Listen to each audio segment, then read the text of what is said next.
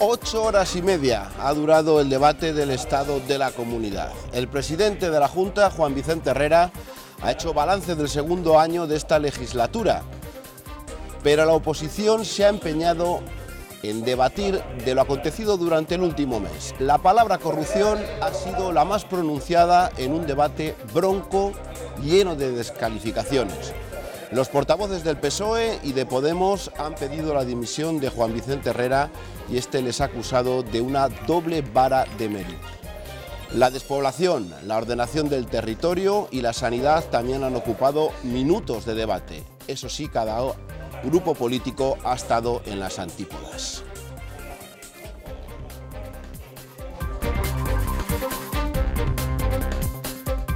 Hola, ¿qué tal? Muy buenas noches, son las 10:45, las 11 menos cuarto. Hace apenas unos minutos que ha terminado esta primera jornada del debate del Estado de la Comunidad.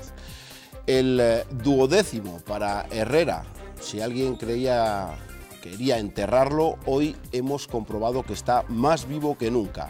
Ha tenido para todos. Me atrevería a decir que habrá un antes y un después tras este debate del Estado de la Comunidad.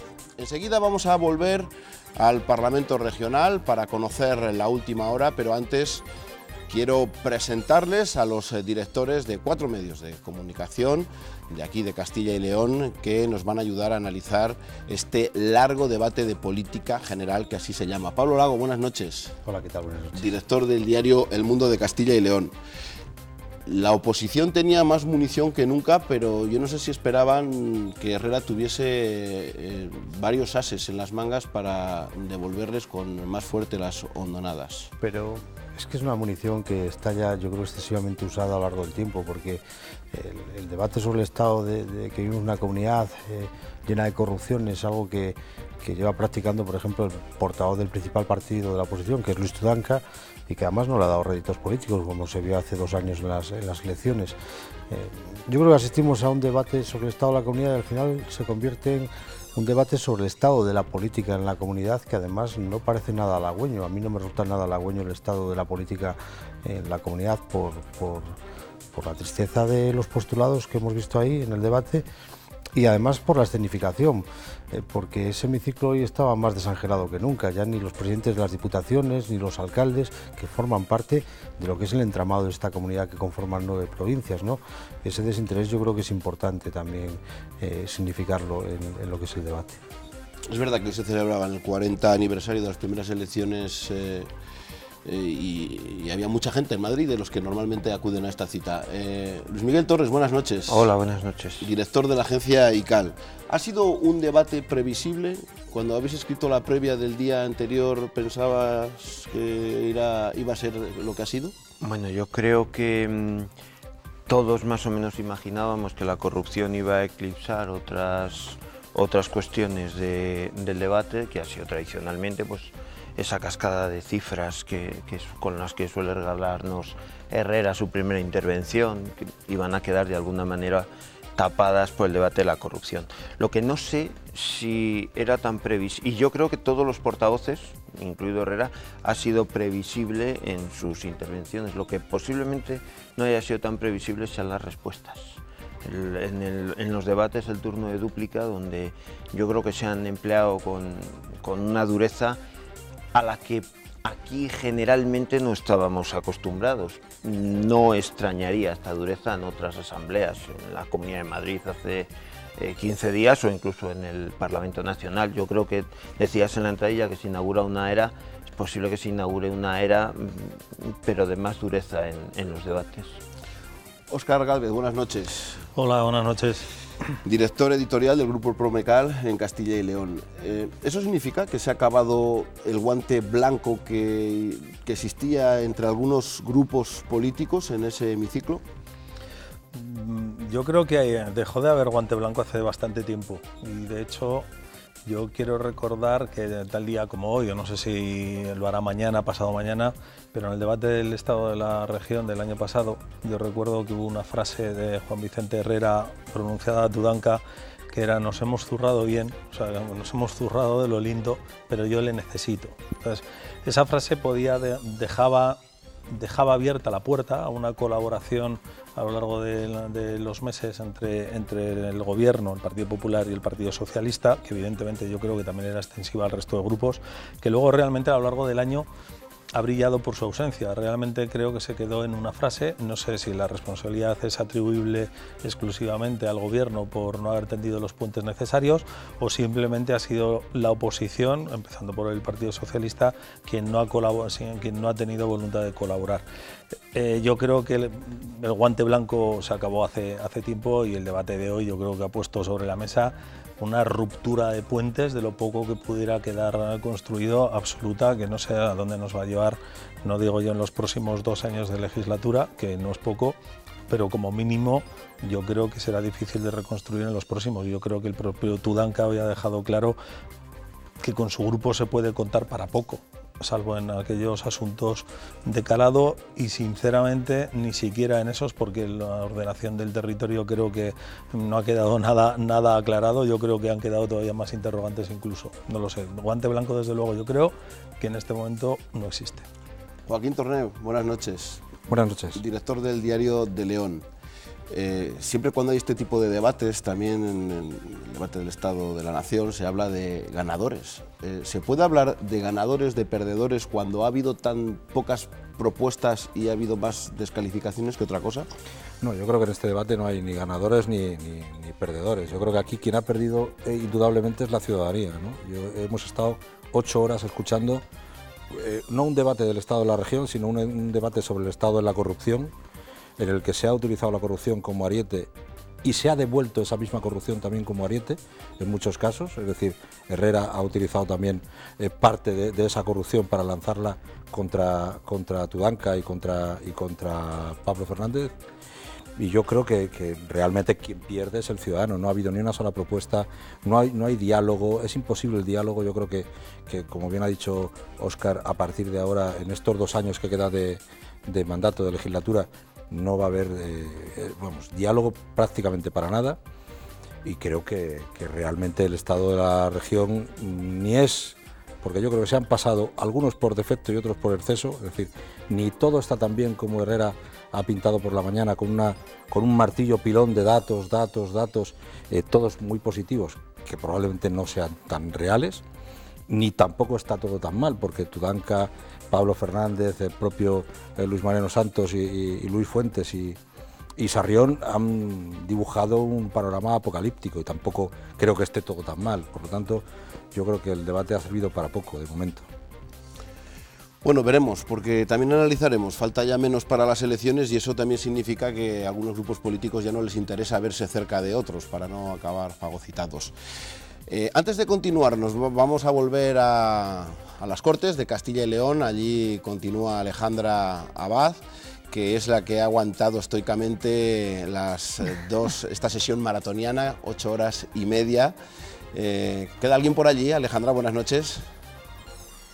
Buenas noches. Una servidora y Ernesto Escapa hemos aguantado. La verdad es que aquí no queda ni el apuntador y en este caso no es una frase hecha. Voy a intentar ser muy breve porque nos acaban de comunicar que estamos casi como la Cenicienta. En apenas 6 minutos nos van a apagar ya las luces, así que eso significa que aquí no hay absolutamente nadie. Sus señorías han salido corriendo, como quien dice, y es previsible que muchos de ellos, los que viven en provincias más distantes, pasen aquí la noche y, como sabéis, mañana se reanuda la sesión a partir de la 1 con el debate y la presentación de esas propuestas de resolución que queremos esperar que en ellas se concrete en algo lo que ha sido el debate de esta jornada, porque como comentabais es verdad que han faltado anuncios, medidas concretas y algún atisbo de acuerdo, así que quizá a lo mejor mañana en ese debate se pueda concretar algo. Hablábamos de que era el 12º debate de Juan Vicente Herrera, seguro que llevas muchos, has tenido que aguantar todo el discurso de por la mañana y los cara a cara, también conoces unos cuantos. ¿Te ha sorprendido algo? Estamos empezando aquí a analizar y pensamos que puede haber un antes y un después de este debate, o no ha sido para tanto, estamos exagerando, aunque no hayamos empezado todavía a debatirlo. La verdad es que coincido bastante con lo que vosotros habéis estado apuntando sobre la dureza que se atisba en las intervenciones de los diferentes grupos parlamentarios e incluso del propio presidente de la Junta. Por la mañana es cierto que le veíamos en un tono bastante grave, incluso circunspecto, y por la tarde ha demostrado Juan Vicente Herrera que se encontraba mucho más cómodo en su papel de parlamentario, se ha ido creciendo a medida que, bueno, pues, que le iban pinchando los distintos portavoces, y esos estímulos no han faltado, la verdad, pero ha habido un momento, especialmente durante el debate con Pablo Fernández, en que quizá los derroteros de ese enfrentamiento dialéctico han discurrido por donde no debieran. Y aquí a mí sí que me gustaría plantear que quizá cabe hacer una reflexión de lo que puede suceder si en el futuro se sobrepasan según qué límites en el debate parlamentario, que al fin y al cabo no todo vale, porque todo el debate ha terminado circunscribiéndose a lo que ha sido el tema de la corrupción, ha eclipsado lo que son asuntos realmente importantes para la ciudadanía. Y bueno, la verdad es que es una pena que asuntos como, por ejemplo, el que apuntabais de la ordenación del territorio, se hayan quedado ahora mismo sin respuesta y sin saber en qué va a derivar, ¿no? Pues muchísimas gracias por ese mini resumen, que no apaguen la luz, que no pasa nada ya por... No, todavía tenemos tiempo hasta las 11. 5 minutos más. Buen trabajo, muchas gracias y seguiremos pendientes mañana de ese debate, aunque será ya en el informativo donde daremos cuenta de esas propuestas de resolución. Muchas gracias. Gracias a vosotros. Nosotros vamos a continuar, vamos a empezar por el principio, por la mañana, por esas propuestas, algunas de esas leyes que anunció y algunos de los planes, aunque es verdad que todos esos datos que se dieron al final luego han quedado ensombrecidos por los cara a cara. Pero lo que ocurría por la mañana, lo que en principio era balance y propuestas, era esto. En el Ecuador de la legislatura, el presidente reconoce que hay problemas y que los duros efectos de la crisis aún persisten, pero invita a los grupos a tener en cuenta también las fortalezas de la comunidad: estabilidad política y social, el crecimiento económico y del empleo y unos servicios públicos que son la envidia del resto, y dice que el crecimiento es la clave de todo lo demás. Todo ello apostando siempre, y esta es desde luego la voluntad y disposición del Gobierno de la comunidad, por la vía del diálogo y del acuerdo. Antes de que acabe el verano, el Gobierno remitirá el proyecto de ley de diálogo civil y el que creará la Conferencia de Alcaldes. Dirigido al campo, presentará en los próximos meses la plataforma de competitividad de la remolacha, el proyecto de ley de cooperativas, la Agenda Agroalimentaria 2050 y un instrumento de financiación para su industria. Antes de finalizar el año, Herrera anuncia también una estrategia para el fomento de las energías renovables y le pone cifra a lo que tiene que representar el carbón en el decreto que prepara el Ejecutivo Central. Y nuestro servicio de apoyo a familias en riesgo de desahucio lleva desde su creación atendidas a casi 5.000 familias, con lo que más de 13.200 personas habrán podido mantener su hogar. En el área social, un decreto para los alumnos con necesidades sanitarias. Habrá un modelo en red para la atención de enfermedades raras y contempla unidades satélite de radioterapia a finales de 2018. En su recta final, el anteproyecto de ley para la red de atención a las familias. El Gobierno tiene avanzada la Agenda de Igualdad, una estrategia de impulso joven. En la lista están además una nueva estrategia para el comercio y un plan para los caminos de Santiago. Pues de esto también se habló en el debate, no sé cuántas páginas dedicará el director del diario El Mundo a este discurso de por la mañana, seguro que también se hablará de ello. Incluso también Herrera se adelantó y habló de esos casos abiertos de posible corrupción, como si fuese un buen ataque. Un buen ataque es la mejor defensa, y antes de que llevaba 10 minutos ya había hablado de su preocupación por lo que está en los juzgados ahora mismo. Supongo que él preveía, sí, evidentemente ya lo había anunciado además, que la oposición, o por lo menos Podemos especialmente y el PSOE, que iba a hacer énfasis en eso, y él lo que hizo es mostrar su preocupación por un caso concreto, que es el que ha sido vicepresidente, hombre todopoderoso del PP de Valladolid, hombre todopoderoso del PP de Castilla y León, y que ahora mismo está en un proceso de encausamiento. Es verdad que todavía no está ni imputado, simplemente está en un proceso pendiente de investigación en los dos asuntos, que es la trama eólica y el caso del edificio del ADE, que se está investigando en los juzgados. Bueno, a mí me parece dentro de lo normal. Yo, de todas formas, no sé, tampoco he visto esa gravedad que habéis visto vosotros del ataque, de un antes y un después. No sé si a lo mejor nos dejamos arrastrar por la épica de Pablo Fernández cuando empieza a decir que esto es histórico y pasar los anales de la historia. Yo no creo que haya un antes y un después, a lo mejor no estamos acostumbrados, pero en cualquier caso este es un debate de política, es decir, aquí no se viene a debatir el apartado este que hablabais antes de la ley que me mencioné antes del territorio, de ordenación del territorio. Este es un debate de política donde hay que medir un poco el grado de política, y es verdad que hay que medir también un poco el termómetro de la comunidad. Yo sí he echado de menos dentro de esa disección que ha hecho el presidente de la Junta del Estado de la Comunidad, con esos datos que más o menos son reales, y es verdad que da los que suyos, los que él quiere, sí he echado de menos una cuestión muy importante, y es que durante esta crisis se han generado una situación de desequilibrios en la comunidad, porque es decir, no todo está igual. El paro, cuando hablamos del paro, no está igual el paro en Burgos que en Ávila. Cuando hablamos de la sanidad, no están igual las listas de espera en Ávila que en el Hospital del Bierzo o de Salamanca. A mí esa es una parte que yo creo que hubiera sido importante hoy poner planteamientos, y si no es hoy, mañana, planteamientos para corregir esos desequilibrios que ha acarreado la crisis, porque la crisis ha sido más dura con unos territorios que con otros. La UPL sí que ha hablado de ese plan de industrialización necesario, no solamente en el centro, sino fuera, pero es verdad que estos datos buenos que ha habido en los últimos tiempos del crecimiento sostenido durante varios años y del paro, bueno, pues al final han sido, digamos que era para sacar pecho, pero han sido tapados de alguna manera. Hombre, datos para sacar pecho los hay. Lo que pasa es que, claro, cuando tú hablas de crecimientos de un porcentaje determinado, hombre, hay que ver de dónde partes. O sea, si tú tienes una economía boyante, los crecimientos porcentuales probablemente sean menores y, sin embargo, el crecimiento potencial es mucho mayor. Hombre, si tú has caído, como ha pasado en los últimos 8 años, tu Producto Interior Bruto ha caído tanto como para que ahora, con una pequeña subida, ya tengas un porcentaje de subida enorme, pues se puede sacar pecho de esos datos, pero la realidad es que para que Castilla y León salga de la crisis todavía queda mucho tiempo, y efectivamente esos desequilibrios se producen. Es verdad que España en general ha ganado competitividad porque han bajado salarios, porque se han hecho varias operaciones de maquillaje que convierten al país un poco en más optimista que pesimista, pero la realidad es que los sueldos siguen siendo muy bajos, hay desequilibrios en zonas como León o zonas como Segovia o zonas como Ávila que no, comparativamente con Valladolid o con Burgos, no se resisten, ¿no?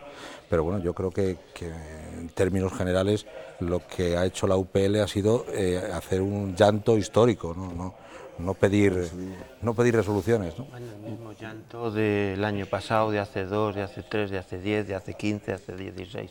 O sea, el discurso de UPL en los discursos en los debates del Estado de la Comunidad casi son trasladables de un año a otro. A mí lo que me parece es que Herrera acostumbra en la primera parte del debate a apabullar con cifras. Un año, es que no tengo tiempo, pero igual un año habría que contar exactamente cuántas cifras hay en una de las primeras intervenciones, que superará ampliamente los 2 centenares, tranquilamente. Y bueno, pues las cifras, es cierto que sobre el papel dibujan una comunidad en el que se corre el riesgo de que luego la gente no se vea reflejada, porque sí es cierto que el paro ha bajado, y ha bajado mucho, y el Producto Interior Bruto ha subido, y ha subido un 3%, que está muy bien, pero claro, a la señora que va a comprar al mercado todas las mañanas el PIB y los datos de paro le parecen poco menos que nos los inventamos, básicamente.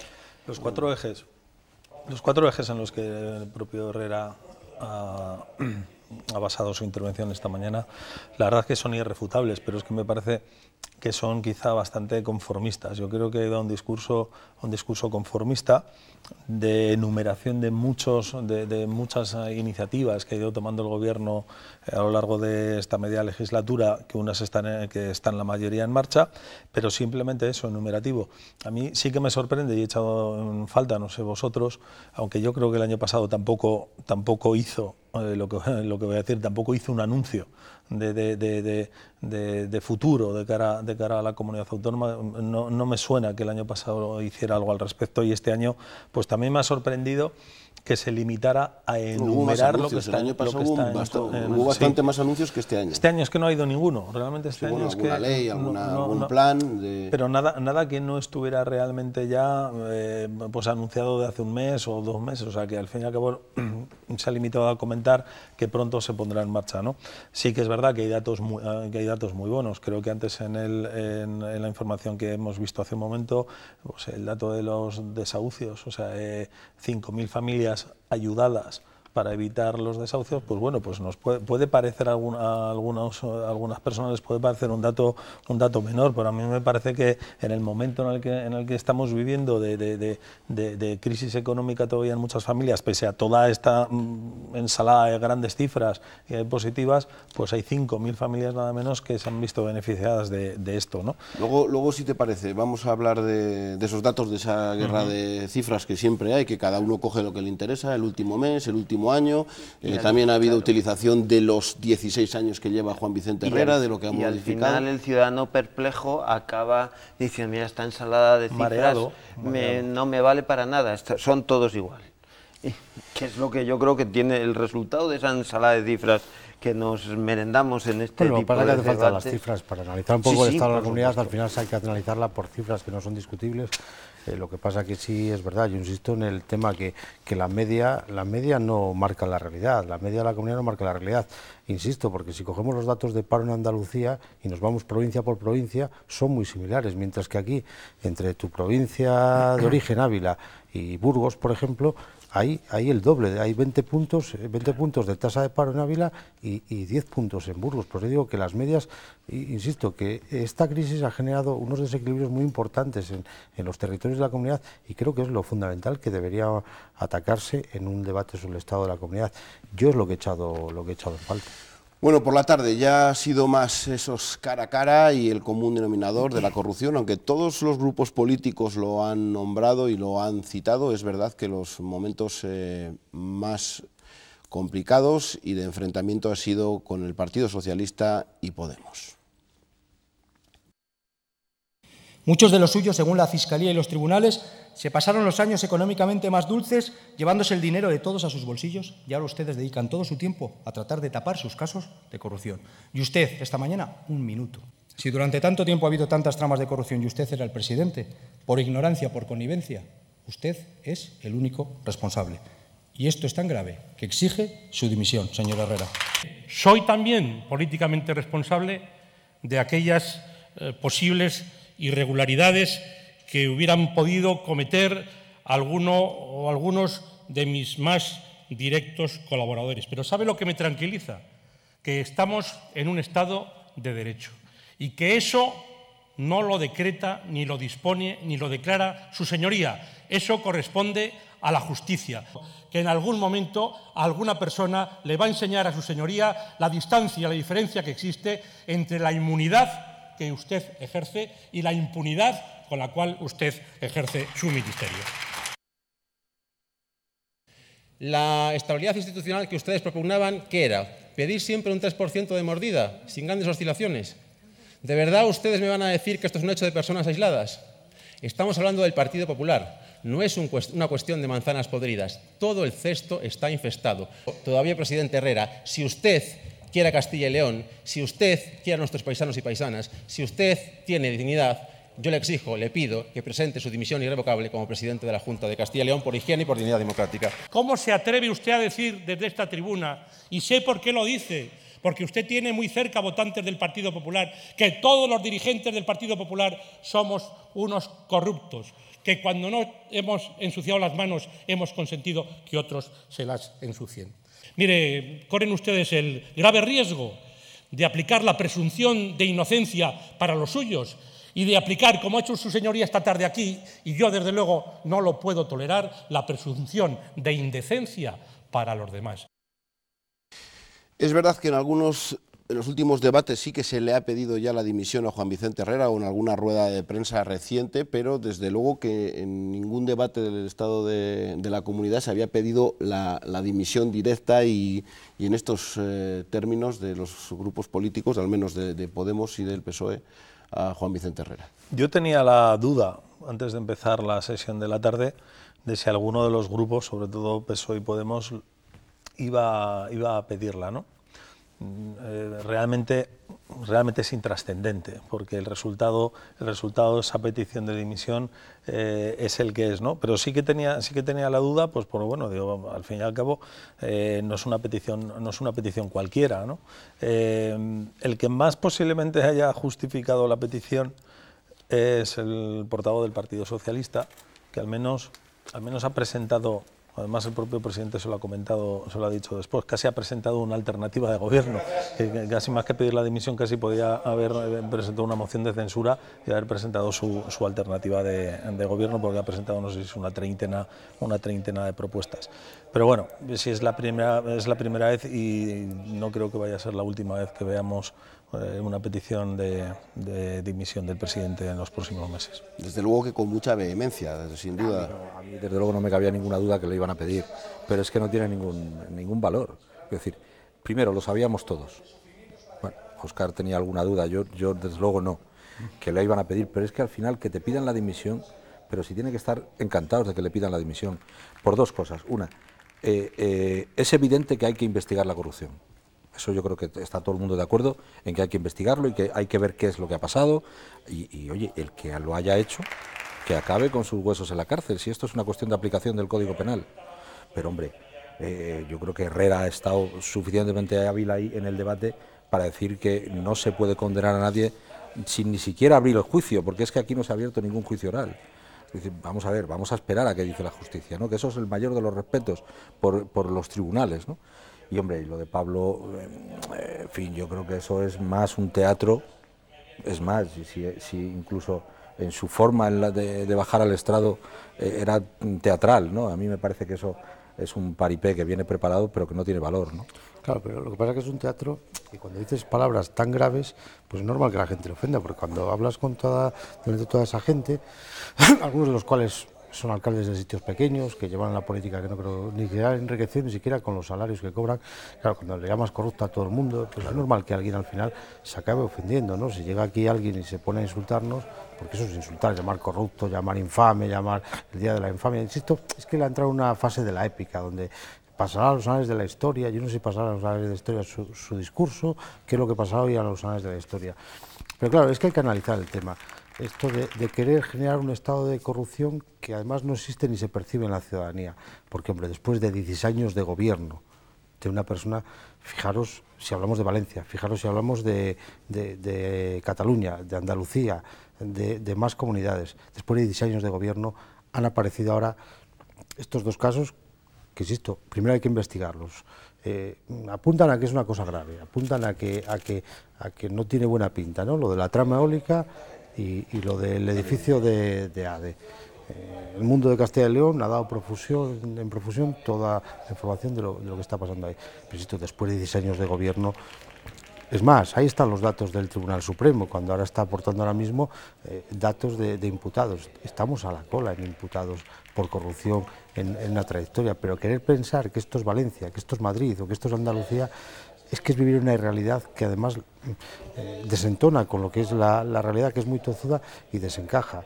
Entonces, yo lo que creo que más importante, no Herrera les ha puesto sobre su corrupción, lo que se les ha puesto es sobre el espejo de su moralidad, ¿no? Cuando les ha dicho, esta es su moralidad, la que ustedes nos piden que nos apliquemos a nosotros de una forma tan estricta. Sin embargo, cuando a ustedes les suceden cosas, no se la quieren aplicar, que es cuando ha hablado de Tudanca y cuando ha hablado del caso del único procurador que ha tenido que dimitir en esa Cámara. Vamos a verlo porque Herrera criticaba esas dos varas de medir. Vamos a ver en primer lugar a lo que decía a Luis Tudanca después de que le acusara de hablar incluso de injurias. Se ha quemado tanto que no le queda otra que dimitir. Y cuanto más tarde, será peor para usted, pero será peor, sobre todo, para Castilla y León. Usted le exigió que abandonara también el escaño de estas Cortes, hablando de que la exvicepresidenta había incurrido en una conducta irresponsable al ponerse al volante de su vehículo después de beber alcohol. Solicitó su renuncia como procuradora. ¿Qué ocurre? ¿Que un diputado, por el contrario, es de mejor condición y, por tanto, sí puede ponerse al volante después de beber alcohol? No, pero sus explicaciones, ¿cuáles han sido? Escurrir el bulto. Las circunstancias son distintas, los niveles son distintos, pero yo condeno, pero, por supuesto, yo me salvo. Esa es su lectura, señor Tudanca. ¿Era previsible que Juan Vicente Herrera sacase este tema? Bueno, yo he dicho al principio que lo que no era previsible posiblemente, o a mí no me lo parecía. No contestó, Luis Tudanca no ha querido contestar a... Es la dureza con la que se ha empleado, pero también yo creo que ha habido excesos en todos los intervinientes, porque no se puede decir muchos de los suyos están de camino al juzgado, y no se pueden mezclar cosas como el caso Arroyo o el caso de las eólicas con el caso Samaniego, en la enumeración de casos que se van haciendo, donde ahí está presuntamente que tiene que ver la Junta de Castilla y León, por ejemplo, con el caso Samaniego. No, además el caso Samaniego son funcionarios, todos los que están en los cuatro que están imputados. Y lo mismo en el caso de... Cuando se habla de corrupción. Y lo mismo en el caso de Pablo. No son manzanas. Si te parece, lo vamos a escuchar. También esta doble vara de medir y la contundencia con la que Herrera le quiso recordar quién era el único procurador que había dimitido en esta legislatura, de Podemos. Durante los últimos 24 meses, desde el principio de esta legislatura, solamente un procurador ha tenido que dimitir, ha tenido que abandonar este hemiciclo. Y por una causa tan normal y tan decente como la que usted y yo sabemos y que por respeto no voy a reiterar esta tarde. Lo que usted ha tenido que utilizar para tapar las vergüenzas de su partido es eso sí que es tan indecente, tan triste, tan lamentable, que quedará registrado en el diario de sesiones. Permítanos, en determinados momentos, jugar con sus mismas cartas. Ha dicho en varias ocasiones Juan Vicente Herrera que Podemos tenía la piel muy fina. Hay que decirle a los espectadores que el procurador de Podemos que tuvo que dimitir era porque tenía una condena que Pablo Fernández no conocía, que lo destaparon los medios de comunicación, una condena por abusos sexuales a una menor. O sea, no estamos hablando de una cosa baladí, porque parece que eso, pero a mí me resulta, me parece uno de los delitos más deleznables que hay. Los crímenes contra la libertad sexual o de las personas me parece deleznable. Tuvo que dimitir por eso, no nos olvidemos que tenía una condena en firme, dos condenas, perdona, en firme.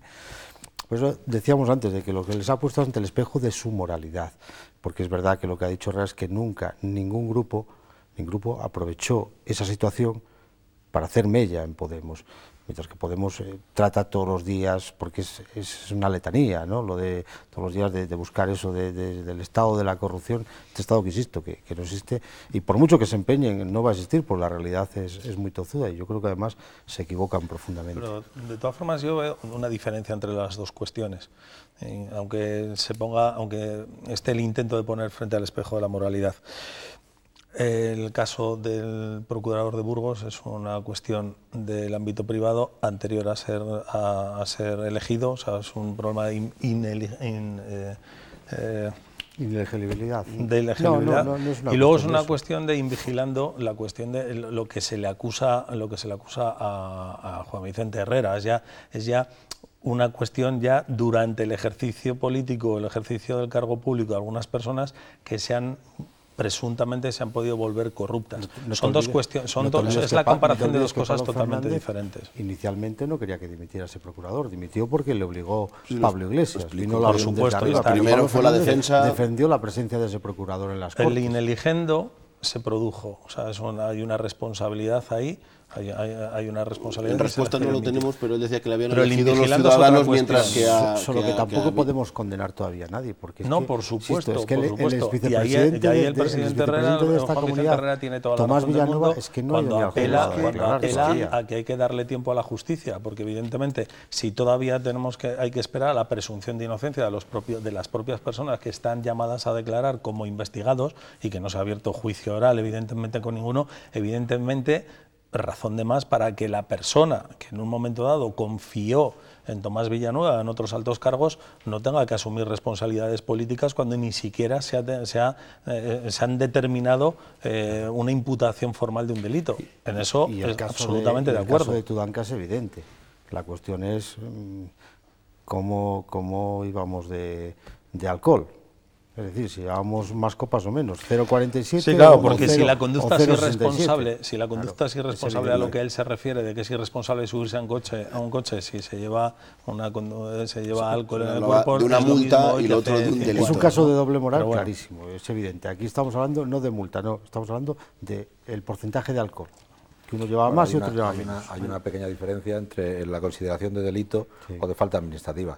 Pero es verdad que la teoría debería responder exactamente igual para uno que para otro, porque al final la irresponsabilidad se produce por conducir bajo los efectos del alcohol.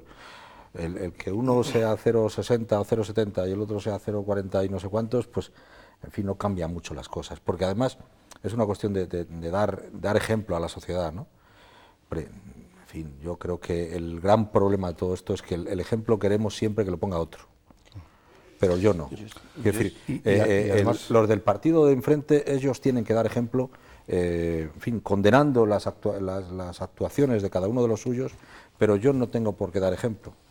En fin, yo creo que esa doble moral, primero, ofende, quiero decir. Sobre todo porque hablamos de moral, no hablamos de legislación. No moral, por eso no digamos si es delito o es multa, porque por el mismo delito Rosa Valdeón no está obligada ni a dimitir ni siquiera de los cargos de los que dimitió, que yo he dicho más de una vez que jamás nadie en política en este país ha pagado tanto por tan poco, porque al final no pasó nada. Pero estamos hablando de moral, entonces la moral no puede medir si es multa o eso. ¿De qué hablamos? ¿De derecho o de moral? Durante el debate ha salido también el asunto de los dos concejales del Ayuntamiento de Madrid, a los que Manuela Carmena defiende cuando en otros casos similares, bueno, quiere pedir dimisiones y condena a los infiernos a todo aquel que está más o menos inmiscuido en un asunto parecido, ¿no? Pues sus dos concejales, sin embargo, para ella tienen la categoría de morales absolutos, ¿no? A mí me parece que esto, en fin, o lo frenamos de alguna manera, o la calidad del debate político va a bajar muchísimo y no lo vamos a ser capaces de recuperar, ¿no? Es que yo creo que parte de la vehemencia del presidente en la defensa o en la respuesta cuando se le ha tocado con la corrupción tiene que ver con que no se le toca ni siquiera a él, o se le toca a él, se le toca a miembros de su gobierno, pero sobre todo se pone en cuestión al partido.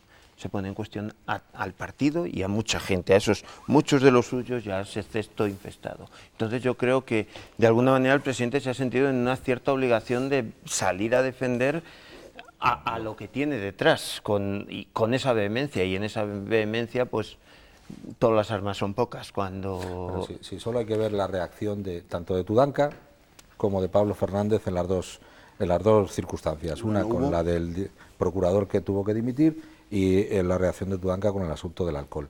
Es decir, las dos reacciones han sido de echar el freno de mano y decir, nos han pillado. Nos ha pasado por encima. Nos han pasado por encima. Es decir, vapuleados. Y todo la réplica posterior, por eso, cuando el caso de Pablo Fernández ha sido, en fin, bastante floja, yo creo que porque venía noqueado del golpe, que quizás nosotros sí que nos esperamos, pero desde luego él no se lo esperaba.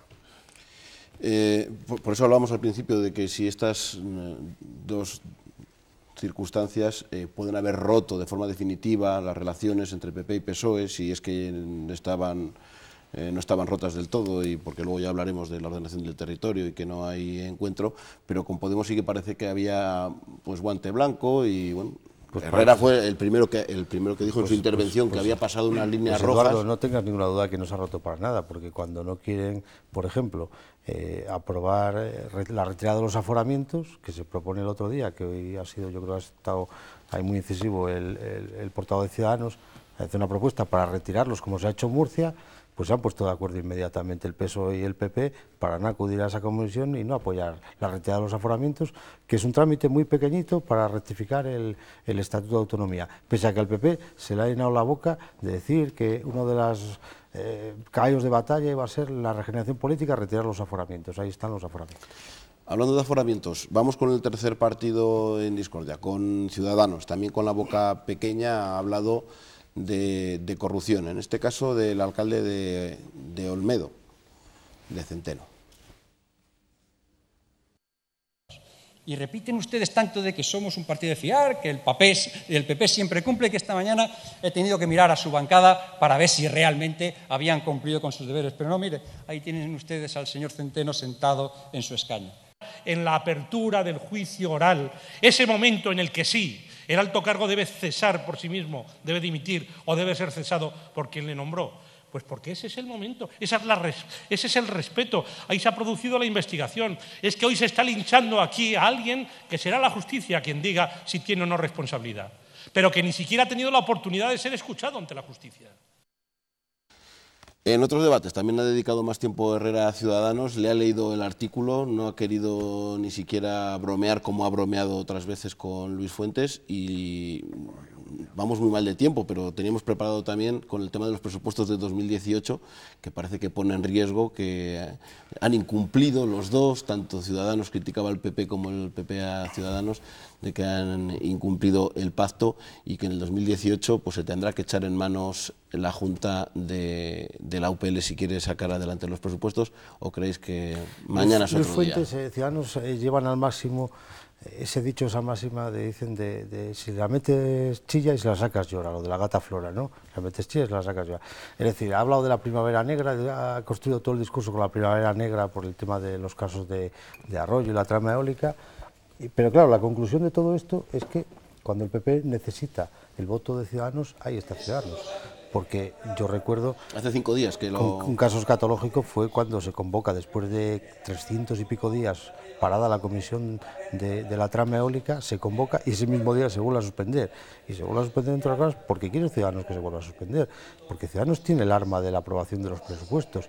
Y si quiere regenerar la vida política, claro, lo que no puedes decirle a Herrera, como le he dicho hoy, váyase, tiene usted que dimitir, tiene que marcharse, porque esto está muy mal, y darle el apoyo cuando lo necesita. Y ahora poner la excusa de que en el 18, bueno, y así llegará, esto es como el cuento del lobo, y en el 18 y en el 19, es decir, no es creíble, no se hace nada creíble Ciudadanos en Castilla y León. Es que frases como las que ha comentado hoy el portavoz, ¿no? Pues, con ustedes Castilla y León no tiene futuro, pues vamos, pues con algo tan sencillo como eso, pues si tan claro tiene Luis Fuentes que con el Partido Popular Castilla y León no tiene futuro, pues lo tiene muy sencillo, o sea, no vote con ellos, o no sé, claro, o sea, realmente desde la oposición Pablo Fernández le llama la muleta, ¿no? O sea, es la muleta del Partido Popular, no sé si es tanto, forma parte del juego político, evidentemente, pero el Partido Popular, como bien dices, sabe que al final tiene a Ciudadanos al lado por muchas críticas y por muchas frases que diga de este tipo. Sí, pero además es que el debate de esta tarde se ha acabado según ha terminado Pablo Fernández. Y decís que no, pero si Juan Vicente Herrera ha estado tremendamente irónico con Luis Fuentes y le ha llamado Taur del Tormes. Como siempre, siempre ha estado irónico con Luis Fuentes. Claro, si le ha preguntado, ha estado más preocupado por su formación académica, le ha preguntado si era jurista, le ha preguntado si era matemático, si era estadístico, una forma de ningunearle sus conocimientos, que yo no sé cuáles son tampoco, pero su formación académica, que tampoco sé cuál es, pero él ha utilizado la ironía porque para él el debate acabó según terminó de responder a Pablo Fernández.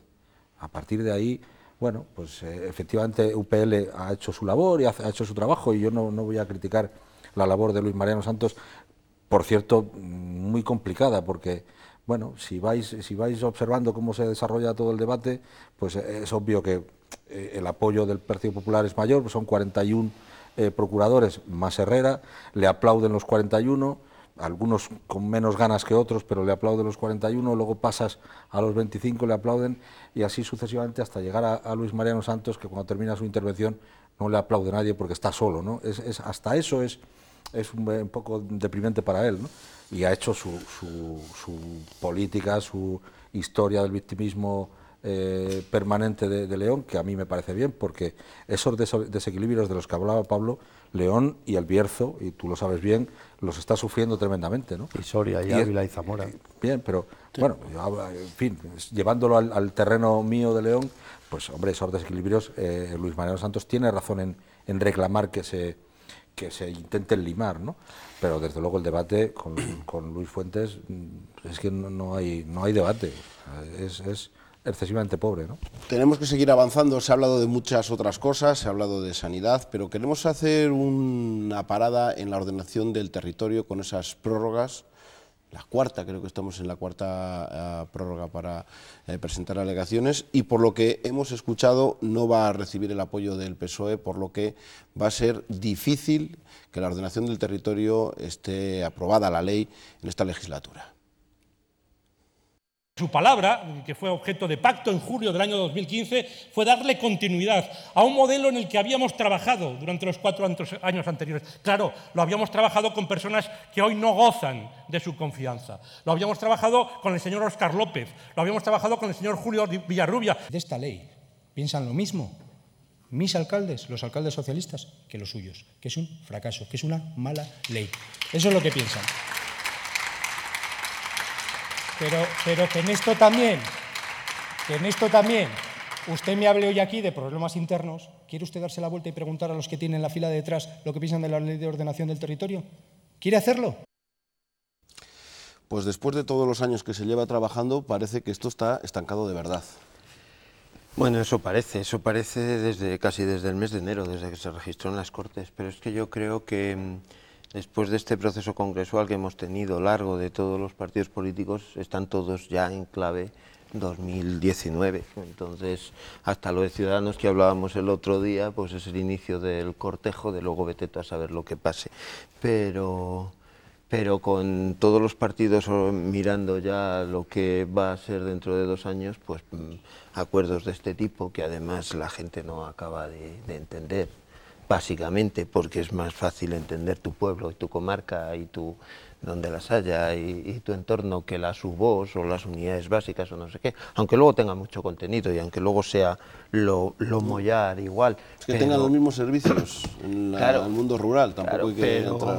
Pero explícaselo a mi madre tú, esto de las unidades. A tu madre lo que hay que dar son los servicios. Claro. De todas formas no dice la verdad Tudanca cuando dice eso. Tudanca está dispuesta a apoyar esta ley porque sabía que, es más, yo creo que por primera vez ha habido valentía de afrontar una ordenación del territorio en Castilla y León, con lo difícil que era por las tensiones territoriales que había. Para mí es muy importante, pero Tudanca está dispuesta a apoyar esa ley. Lo que pasa que hizo una reunión con los secretarios provinciales, una reunión, a ver, iba a decir secreta, no secreta, pero no le dio trascendencia. Recuerdo que el Mundo de Castilla y León sí la contó aquella reunión y se encontró con el enfrentamiento de que no tenía el apoyo de sus partidos, porque claro, uno también tiene las hipotecas y es víctima de lo que es, y Tudanca también es víctima de que no tiene un control de lo que es el Partido Socialista en Castilla y León, no lo ha tenido nunca. Y aparte que es que esta ley... ¿Estás mirando para allí por Tino Rodríguez o...? No, estaba mirando para allí por ver a alguien, estaba mirando a Joaquín en este caso, pero es verdad que no tiene los apoyos, pero además es que esta ley, si recordáis, nació fruto de una mentira o de un engaño, del engaño que le propició Óscar López, ¿os acordáis de Óscar López, que no es de hace tanto tiempo, a Villarrubia, en aquel debate del Estado de la Comunidad, donde de repente nació el acuerdo de aquella ley sin que nadie supiera por qué? Luego parece ser, no era todo verdad lo que nos contaron, de que sea a cambio de las urgencias nocturnas y no sé qué. ¿Os recordáis de aquel apoyo que dio el Partido Socialista al origen y el inicio de toda esta ley? Si es que fue el Partido Socialista el que apoyó esto. Y eso sí que habría que preguntarlo, en este caso al Partido Socialista, es cómo se ha podido llegar a este momento. Quiero decir, si la ley es una birria y por eso se rechaza, leñe, es que llevamos 4 años. Y no llevamos 4 años de decir, yo te traigo un papel y eso, es que llevamos 4 años de nos juntamos y vemos a ver ¿qué hacemos? Y en el proceso se han cambiado desde que era obligatorio hasta serlo voluntario, desde que se garantizaban todos los servicios, al menos los que había ahora, hasta que no sé qué. O sea, se han ido produciendo cosas hasta que ahora en este momento se rompe. Es que si yo fuera Tudanca, realmente con lo que le ha dicho ya Juan Vicente Herrera, pregunte a los que están en el banco de detrás de donde se sienta usted qué es lo que piensan. Realmente, si Tudanca piensa que dentro del Partido Popular, dentro de los alcaldes del Partido Popular, también hay una división importante respecto a querer o no querer esta ordenación del territorio, yo tiraría para adelante y precisamente pondría en evidencia esa supuesta falta de unanimidad en el Partido Popular con su gobierno. Yo creo que se refería exactamente a Mañueco, no se refería a los alcaldes. Estamos hablando de las tensiones internas del Partido Popular, que también las hay. Algunos más. En Petit Comité se comenta, pero bueno. Él quería hacer daño con Mañueco, estoy de acuerdo con Pablo, con Mañueco y con Raúl de la Hoz. Sí, pero de todas formas, las luchas internas se han usado también durante el debate. Aquí hay dos cosas que para mí son absolutamente fundamentales. Una es el espíritu de la ley. El espíritu de la ley de ordenación del territorio es fantástico. Es decir, que una persona que viva en un núcleo rural reciba los mismos servicios que aquella persona que vive en el centro de Valladolid o de León o de Burgos o de cualquier otra de las capitales de provincia. El espíritu es fantástico. El problema es la aplicación. Y la aplicación, aunque se ha explicado por activa y por pasiva, porque se han hecho recorridos por todas las provincias y por todas las comarcas explicando la ley, no han sido capaces de hacer una explicación que sea aceptada por los demás, que son... Esos demás son los alcaldes de pequeños municipios que sí le dicen, oye, te vamos a dar todos los servicios, pero no sabemos cómo. Tenemos que pasar páginas, que nos queda muy poco tiempo. Diálogo social, una de las cosas que saca pecho Castilla y León y que tan buenos resultados y que vienen desde el otro lado del Atlántico a estudiar cómo lo hacemos, lo ha puesto en duda también el Podemos. Pablo Fernández. Yo le digo que además de sacarse fotos con los sindicatos y de intentar sacar rédito político de forma torticera del diálogo social, cumpla lo que firma, porque es infame que usted se comprometa al 5% de interinidad y estemos en un 21%. Me espeta que ¿quién controla el diálogo social? Pues los agentes del diálogo social. Y ustedes saben quiénes son. ¿Qué pasa? Que también tenemos comprados, según usted, en virtud de estas maniobras de carácter neoliberal, a los agentes del diálogo social. ¿Es otro ejemplo de también un poco de demagogia que se ha usado en el discurso de Podemos? Yo creo que es un ejemplo de torpeza de Podemos y del PSOE. Se lo aplico a los dos y también a Ciudadanos a veces. Vamos a ver, y lo deberían hacer por egoísmo. Es que no se puede estar hablando todo el día mal de tu tierra, porque eso es un problema que al final, insisto, eso al final es algo que el ciudadano también lo va a ver y lo va a valorar. Es que no puedes hablar tan mal porque solo hablas mal de tu tierra. Algo habrá bueno en tu tierra, aunque no sea culpa del Partido Popular, aunque sea culpa de los ciudadanos de esta tierra, pero creo que no se puede hablar mal de absolutamente todo, porque aparte, insisto, la realidad es tozuda y no puedes pintar ese panorama, como decía Joaquín antes, apocalíptico, porque no es. Pero insisto, además, es que yo creo que no están midiendo bien eso y por eso sufren lo que sufren luego en las elecciones. Nos queda muy poco tiempo, pero para que no digan que no hemos dado también oportunidad a escuchar a los otros grupos políticos, a José Sarrión de Izquierda Unida, que aunque sí también habló de la corrupción, pero no tuvo respuesta de Juan Vicente Herrera, trató otros temas de interés y preocupantes para la comunidad. Que lo que garantiza el empleo en el medio rural es el pequeño ganadero, no es el gran ganadero de Noviercas. Y que estamos hablando de un sector que ya lo está pasando muy mal, van a destruir a la forma de vida de miles y miles de ganaderos. No me hable usted de que se trata de un proyecto de concentración de riqueza, se trata de un proyecto de atracción de riqueza, pero sí que hay un nicho de valor que por qué no se va a instalar ahí perfectamente sin perjudicar al resto del sector. Y no hay nadie aquí de Soria, pero bueno, en Noviercas quedan muchos capítulos todavía por sacar adelante. Es verdad que Sarrión sí que ha intentado tratar temas y problemas que están en la calle, sobre todo también de la sanidad, de las protestas de la gente que ha salido a la calle. Bueno, si me miras porque me lo preguntas a mí, yo creo que... Te miro, puede contestar cualquiera. Que es obvio que la instalación de grandes empresas en la comunidad autónoma es importantísima. Yo no sé, me da igual que sean explotaciones ganaderas, que sean de fabricación de lo que sea, de ladrillos, me da igual. O sea, yo una instalación de una empresa potente en Soria, en fin, yo creo que es imposible verla mal. igual es necesario conjugar los intereses también del ganadero pequeño con el del grande, pero supongo que eso será bueno, ¿no? Yo creo que Sarrión hace bien en poner sobre la mesa algunas cosas, pero luego se equivoca el tiro, ¿no? Es decir, es verdad que ha puesto sobre la mesa cuestiones importantes, pero luego al final las deja morir. Es como decir que es importantísimo, pero luego darle la mínima importancia porque le metes una carga de demagogia impresionante y ahí se acabó tu debate, ¿no? Luis Mariano Santos, que como decíamos, habló de ese plan industrial para corregir las desigualdades que existen en Castilla y León. El plan industrial debe de cambiar esa doble velocidad a la que desarrolla centro y periferia y por eso nos hemos planteado apoyarlo. Pero tengan en cuenta que no es fácil cambiar tendencias, señor Herrera. No vale solo con igualar. Ahora es tiempo de esa discriminación positiva. Las consecuencias de tantos años de políticas desiguales son ya imposibles de cambiar. Ahí están las políticas económicas que han permitido acabar con sectores como el de la minería. Esto sí que se ha hablado más veces, plan de convergencia, todo esto que sigue parado todavía. Sí, pero yo lo que creo es que tenemos que ir al ABC y es la Junta no instala las empresas. Los empresarios se instalan donde Dios les da a entender, es decir, donde tienen mejores condiciones. Sí que es bueno, y sí que sería bueno, que en ese plan industrial y en el resto casi de medidas que la Junta implementa se tenga en cuenta esa desigualdad. Se tenga en cuenta la desigualdad de León, la de Zamora, la de Salamanca, la de Ávila. Hombre, no está las empresas, pero influye, por ejemplo, para que no cierre Nissan en Ávila, que es muy importante. Imagínate la catombe que hubiera sido, si no hubiera influido. Pues, o sea, claro que es importante la acción del gobierno. Sí, pero no instala las empresas, ni les lleva de la oreja y le dice, oye, aquí. De Nissan se ha hablado y ha habido también críticas porque Pablo Fernández ha acusado a la Junta de ponerse del lado de Renault. Y sí. La respuesta de Herrera ha sido que quienes han votado que finalmente sea una fábrica de componentes han sido los propios trabajadores. Es que primero, es que ha habido una negociación con los trabajadores, uno. Y dos, la alternativa era irse a su casa. Claro, es que a mí también me gustaría que lloviesen dólares de ahí del edificio Duque de Lerma cada vez que paso, pero tengo que venir a trabajar todos los días.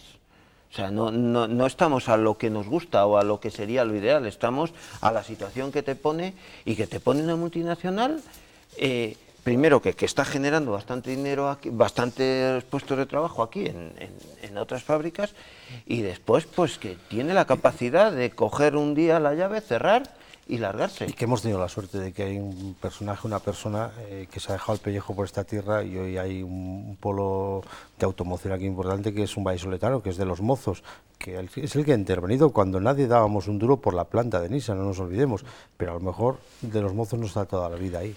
Ni la de Nissan ni la propia de Renault en Valladolid, porque hace, yo no recuerdo bien los años, pero sí, hace 3-4 años Renault pasó un momento, el famoso modus. Claro, pasó un momento muy complicado y es lo que decíais antes, es decir, el gobierno de Herrera no pone, pero ayuda a que no quiten. Crea eso es lo importante, ¿no? Es importante que se creen escenarios en lugares en los que hemos hablado, en Soria, en el Bierzo, o sea, zonas en las que se vive una segunda velocidad. Hay ahora un plan, que es el Plan Soria, con una dotación de 70 y tantos millones de euros, pero en realidad lo que también habría que ver es si ese dinero se implementa respecto al presupuesto que habría ordinariamente en Soria o luego en realidad se queda en una implementación mínima. Eso también es importante, porque se venden grandes cifras que luego se quedan reducidas.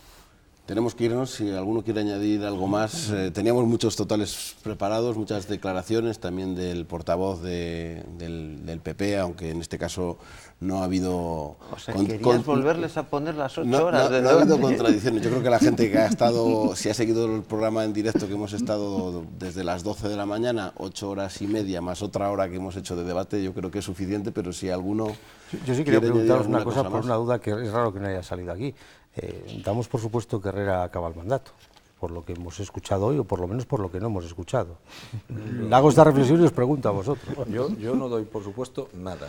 Sí doy por supuesto una cosa. Yo creo que no es el momento para que Herrera pegue la espantada. Yo creo que ahora con toda la historia de Tomás Villanueva, en fin, yo creo que Herrera aguantará un tiempo más, no sé cuánto, pero un tiempo más. Sí. Las patadas se pega ahora. Hoy no le hemos visto con pinta de marcharse. Los tiempos judiciales yo creo que van a ser importantes. Él ha comentado que estaría dispuesto a asumir las responsabilidades políticas, pero una vez que la justicia dé su veredicto.